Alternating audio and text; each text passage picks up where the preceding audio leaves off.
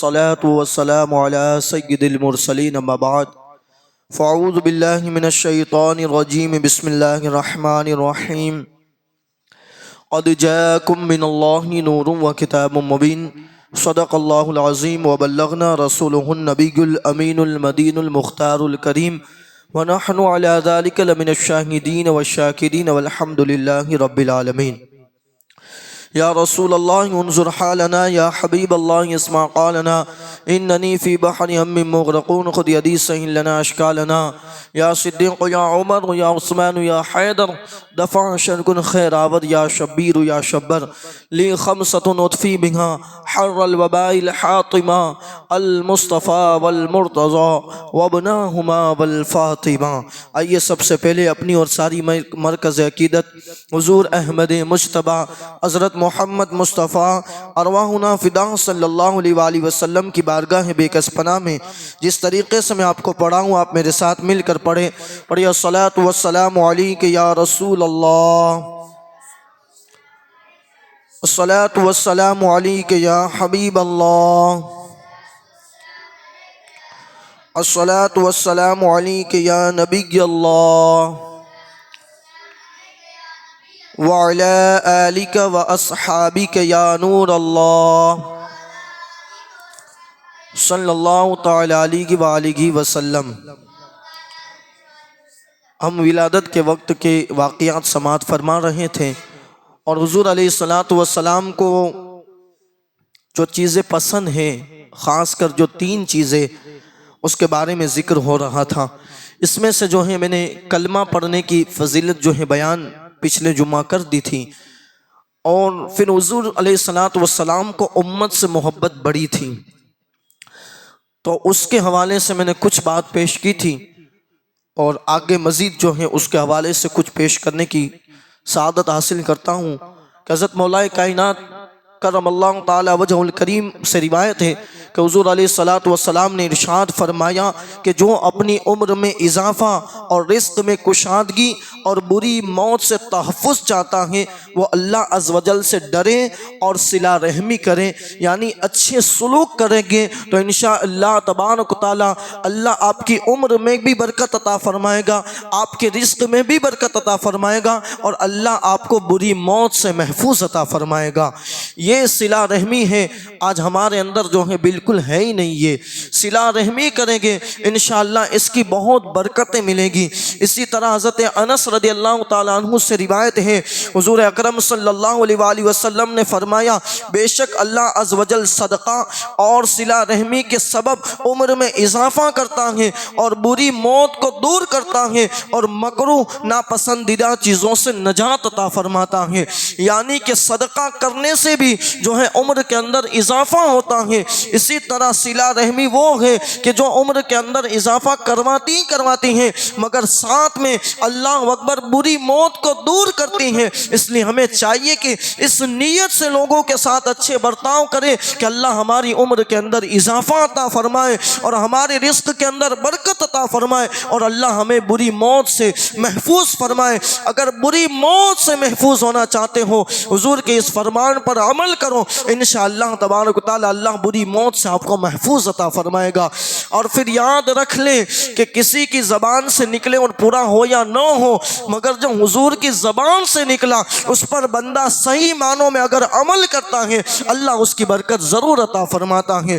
اللہ اکبر. اسی طرح ام المومنین حضرت سیدتنا عائشہ صدیقہ سے روایت ہے کہ حضور اکرم صلی اللہ علیہ وآلہ وسلم نے فرمایا جسے نرمی عطا کی گئی اسے دنیا و آخرت کی اچھائیوں میں سے حصہ دے دیا گیا، اور رشتہ داروں سے تعلق جوڑنا، پڑوسیوں کے ساتھ اچھا سلوک کرنا اور حسن اخلاق گھروں کو آباد رکھتے ہیں اور عمر میں اضافہ کرتے ہیں. اللہ اکبر.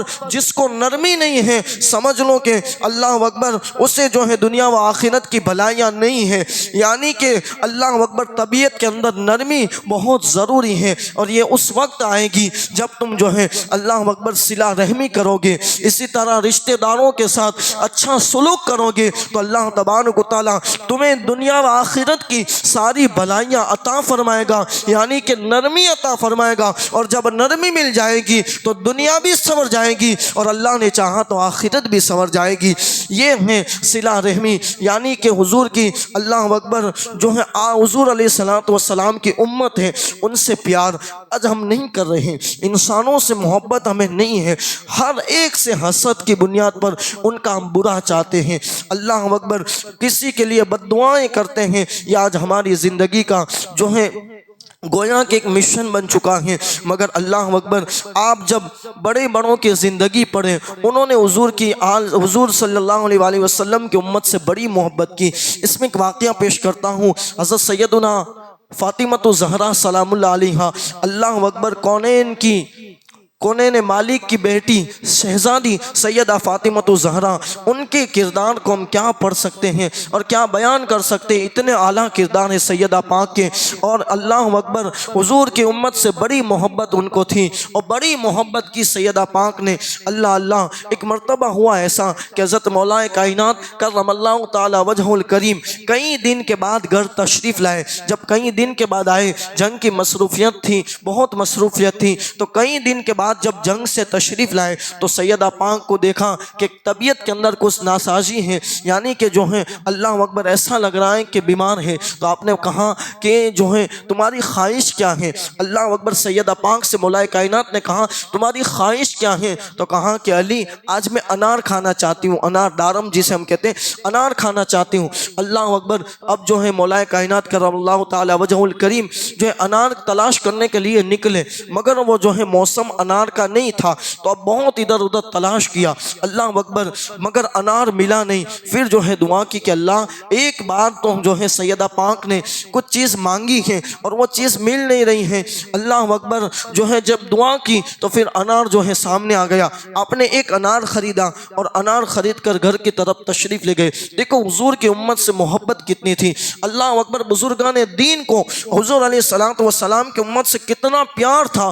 اللہ اکبر جب انار لے کر مولا کائنات گھر تشریف لائے اور سیدہ پاک کو پیش کیا، ابھی جو ہے اللہ اکبر سیدہ پاک اس کو کھانا شروع ہی کرتی، اتنے میں جو ہے اللہ اکبر دروازے پہ دستک ہوتی ہے اور کہنے والا کہتا ہے کہ میں بہت دن کا بھوکا ہوں، اے آل نبی میں آپ کے دربار پر جو ہے کچھ طلب کرنے کے لیے آیا ہوں، کچھ مانگنے کے لیے آیا ہوں، کچھ مجھے بھیک دے دو تاکہ میرا پیٹ بھر جائے۔ اللہ اکبر امت سے پیار کتنا، سیدہ پاک نے جو انار کھانے کی خواہش تھی مولا کائنات کو کہا کہ یہ انار جائے اور اس سائل کو دے دیجئے، اس لیے کہ میرے نبی کا کوئی امتی بھوکا ہو اور اس کی بیٹی یعنی آخر الزمان کی بیٹی سیدہ فاطمہ کھا لے، ایسا نہیں ہو سکتا۔ آپ نے وہ انار اٹھا کر اس فقیر کو دے دیا اور جو ہے اس غریب کا آپ نے جو ہے پیٹ بھر کر ان کی دعا لی، یعنی کہ آپ دیکھیں کہ ان لوگوں نے امت محمدیہ کے افراد سے کیسی محبت کی، مگر آج ہم جو ہیں آپس میں نہ محبت رکھتے ہیں اور محبت کرنا بھی نہیں چاہتے، بلکہ آپس میں تو بہت دور کی بات ہے، ہم تو بھائی کے اندر بھی محبت نہیں ہے۔ یہ حال ہو چکا ہے، اسی لیے آپ دیکھیں عمریں کم ہو رہی ہیں۔ اگر عمروں کو بڑھانا چاہتے ہوں صلہ رحمی کو لازم پکڑ لو، اچھے سلوک پکڑ لو، انشاءاللہ آپ کی عمر کے اندر برکت ہوگی۔ تو اللہ اکبر حضور علیہ السلام کو جو 3 کام پسند تھے اس میں سے ایک جو ہے کلمہ طیبہ پڑھنا، اسی طرح ایک جو ہے حضور کی امت سے محبت، اور تیسری چیز جو حضور نے اپنی ولادت کے وقت کی وہ سجدہ ہے۔ اللہ اکبر آتے ہی حضور علیہ السلام سجدے کے اندر تشریف لے گئے۔ اب ذرا تصور تو باندھے کہ پہلے دن کے بچے، اللہ اکبر پہلے دن کے حضور علیہ السلام ہیں اور سیدھے سجدے کے اندر تشریف لے گئے۔ سجدہ کتنا پیارا، اور آخر میں بھی جاتے جاتے جب حضور علیہ السلام کی وصال کی گھڑی آئی، ایک ہی بات زبان پر تھی کہ جو ہے نماز کو لازم پکڑ لو، نماز کو لازم پکڑ لو، اور اپنے سے اللہ اکبر جو طاقتور نہیں ہے، کمزور لوگ ہیں، ان کو جو ہے ان کا خیال رکھنا، اپنے غلاموں کا خیال رکھنا، اپنی بیویوں کا خیال رکھنا۔ یہ حضور علیہ السلام کی زبان پر آخری وقت بھی یہی کلمات تھے، نماز نماز نماز صلاح، اللہ اکبر یہی بات تھی کہ نماز قائم کرو، مگر آج ہم نے جو ہے نماز کو ترک کر دیا۔ یاد رکھیے کہ سجدہ وہ عبادت ہے کہ اللہ اکبر جب بندہ سجدے میں گرتا ہے، یہاں وہ سجدے میں گرتا ہے، بندے اور اللہ کے درمیان کے سارے حجابات کو ہٹا دیے جاتے ہیں، اور پھر اللہ اکبر جب بندہ سجدے میں جاتا ہے تو وہ اپنے رب کے قریب ہو جاتا ہے۔ رب تو ہمیشہ قریب ہی ہے، مگر جب سجدہ کرتا ہے تو بندہ بھی اپنے رب کا قرب پا لیا کرتا ہے۔ یہ سجدہ ہے، سجدے کی بڑی فضیلت ہے۔ بلکہ اللہ اکبر، اللہ تبارک و تعالیٰ نے قرآن کے اندر جو 9 صفت مومن کی بیان فرمائی، التائبون العابدون الحامدون السائحون الراکعون الساجدون الآمرون بالمعروف والناہون عن المنکر والحافظون لحدود اللہ وبشر المؤمنین۔ اس میں ایک صفت یہ بھی بیان فرمائی کہ جو توبہ کرنے والا ہے، عابد ہوگا، عبادت گزار ہوگا، سجدہ کرنے والا ہوگا، راکعون رکوع کرنے والا ہوگا، اسی طرح اللہ اکبر لوگوں کو نیکی کی دعوت دینے والا ہوگا، برائی سے منع کرنے والا ہوگا۔ اگر جس میں یہ 9 صفت پائی جائے تو پھر کہا وبشر المؤمنین، ان کو بشارت دو کہ وہ مومن ہیں، اور پھر جو ہے ان کو جنت کا وعدہ کیا گیا ہے۔ اللہ اکبر، اس میں بھی جو ہے یہ صفت بیان کی گئی کہ مومن جو ہوگا وہ کثرت کے ساتھ سجدہ کرنے والا ہوگا۔ ہم اپنے اسلاف کی زندگی کو دیکھیں تو آپ دیکھیں اللہ اکبر، حضرت امام زین العابدین پوری رات کے اندر 1000 نوافل پڑھتے تھے۔ اسی طرح امام حسین رضی اللہ تعالیٰ عنہ جو ہے پوری رات نفل پڑھتے تھے، بلکہ خود حضور علیہ السلام اللہ اکبر اتنی طویل نماز پڑھتے تھے کہ آپ کے پاؤں کے اندر ورم آ جاتا تھا۔ یہ نماز سے محبت تھی۔ سرکار غوث پاک کی زندگی کو آپ پڑھیں تو آپ کو پتہ چلے گا کہ عشاء کے وضو سے اللہ اکبر فجر کی نماز ادا کرتے تھے تو پوری رات عبادت کے اندر گزارتے تھے، مگر آج ہم نماز سے بہت دور نظر آتے ہیں۔ اللہ اکبر، نماز کو لازم پکڑے۔ اللہ کے حبیب صلی اللہ علیہ وآلہ وسلم نے ارشاد فرمایا کہ مسلمان اور کافر کے درمیان نماز کو چھوڑنے کا فرق ہے، یعنی کہ مسلمان نے نماز کو ترک کیا یعنی اس کا انکار کیا تو وہ کافر ہو گیا۔ جس کا نماز اللہ اکبر جو نماز کو انکار کرتا ہے، حضور علیہ السلام نے فرمایا وہ کافر ہو گیا۔ آپ سوچے تو صحیح۔ اسی طرح اللہ اکبر، اللہ کے حبیب صلی اللہ علیہ وآلہ وسلم نے اب جب بندہ نماز پڑھتا ہے تو اس کو ملتا کیا ہے؟ حضور علیہ السلام کا فرمان ہے کہ نماز تمہاری میزان ہے اور اسی پر تمہارے وزن کی انتہا ہے۔ اگر وزن میں پورے اترے تو نجات پاؤ گے، اور اگر کمی ہوئی تو تمہیں عذاب دیا جائے گا۔ یعنی کہ اللہ اکبر، میدان محشر تمہیں جو سب سے پہلا حساب دینا ہے وہ نماز کا ہے۔ اگر اسی میں تمہارا پڑھنا وزنی ہو گیا تو انشاءاللہ تمہاری خیر ہے اور تم نجات پا جاؤ گے، اور اگر یہاں ناکام ہوئے تو پھر جو ہے تمہیں عذاب کے اندر گرفتار کر دیا جائے گا۔ اللہ اکبر، اسی طرح حدیث پاک میں آیا ہے کہ جو بندہ نماز چھوڑتا ہے، یعنی کہ جیسے ظہر کی نماز کسی نے اگر ترک کی تو ظہر کا جتنا وقت ہے، مثال کے طور پر 1 بجے سے لے کر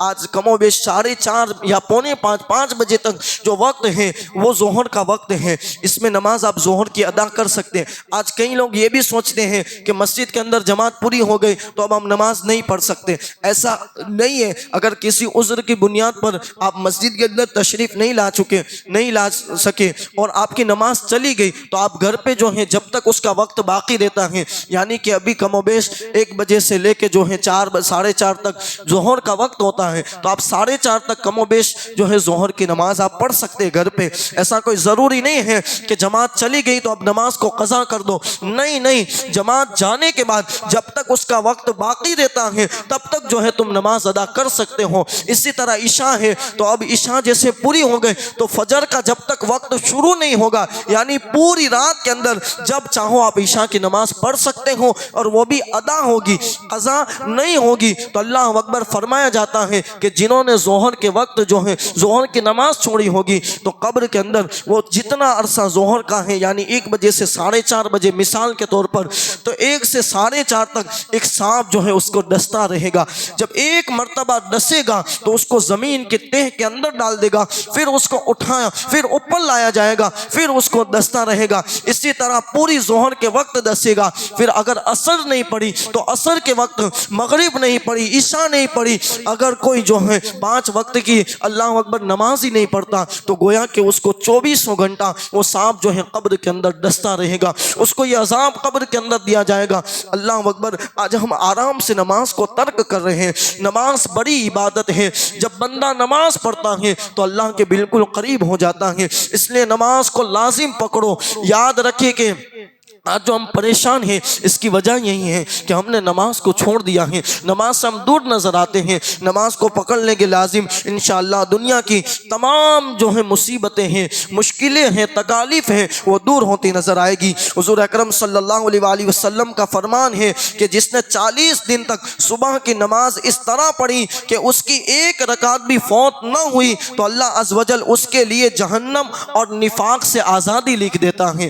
آپ سوچیں، ہم تو فجر کی نماز پڑھنا ہی نہیں چاہتے۔ فجر کی 2 رکعت جو سنت ہے اس کے بارے میں فرمایا گیا کہ دنیا وما فیہا، یعنی کہ دنیا کے اندر ساری جتنی چیزیں ہیں وہ سب ایک جگہ ہیں، اور فجر کی صرف 2 رکعت کا اللہ اکبر ثواب ایک جگہ ہے۔ یہ فجر کی سنت ہے، تو جو فجر کی فرض پڑے گا پھر اس کو کیا ہم روزی کے شکوے کرتے ہیں، مگر ہم فجر کی نماز تو ترک کر رہے ہیں، تو پھر ظاہر سی بات ہے کہ ہمیں جو ہے روزی کہاں سے ملے گی؟ اس لیے جو ہے اللہ اکبر فجر کی نماز کو لازم پکڑ لے تو انشاءاللہ تبارک و تعالی رزق کی کبھی پریشانیاں نہیں ہوگی۔ اللہ اکبر۔ اللہ کے حبیب صلی اللہ علیہ وآلہ وسلم نے ارشاد فرمایا جس نے 5 نماز پر ان کے وضو اوقات رکوع اور سجود کے ساتھ اس بات کا اعتراف کرتے ہوئے ہمیشگی اختیار کی کہ یہ اللہ عز و جل کا حق ہے تو اللہ تعالیٰ اس کے جسم کو جہنم پر حرام فرما دیتا ہے۔ یعنی وقت پر جو ہے صحیح معنوں میں وضو کر کے